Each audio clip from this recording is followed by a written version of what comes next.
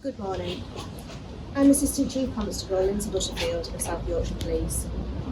Following a day and night of violence and disorder in Rotherham yesterday, Sunday the 4th of August, focused on a hotel housing asylum seekers, I can confirm today we have seen at least 12 of our officers injured, with items such as bricks, fence posts, branches and other missiles thrown at them. Our police dogs suffered minor injuries after missiles were launched at them, and horses had bricks, eggs, bottles and beer cans thrown at their heads. They were spat at and threats made to cut the saddles in an attempt to injure the riders.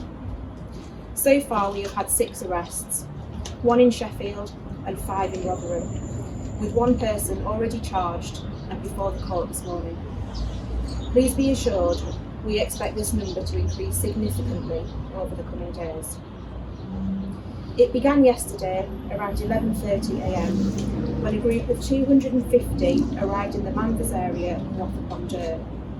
A further group of around 500 people arrived shortly after, who we believe held far-right and anti-immigration views. At the same time, a large crowd began to gather in Sheffield city centre, diverting a number of force resources. It was at this point we began to see an escalation in violence in Wath.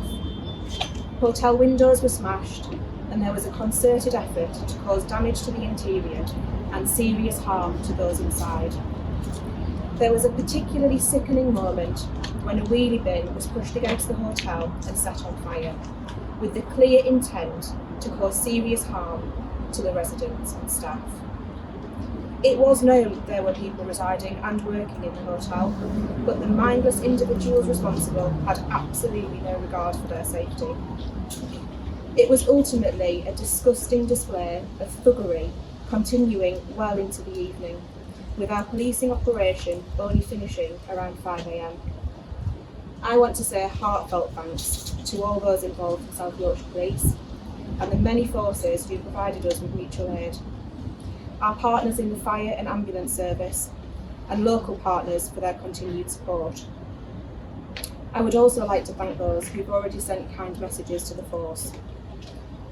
Officers have worked through the night to begin identifying those involved in these horrendous scenes.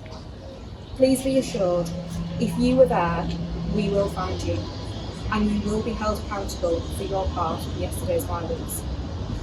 To our local communities, and particularly in Manvers, yesterday was a dark day, and we know this was felt across our county. Our priority will always be public safety, and you will see an increase of officers across South Yorkshire over the coming weeks. Finally, we will be sharing a link for anyone with footage from yesterday that they wish to share with us. Alternatively, you can report any information anonymously via Crime Stoppers. Thank you.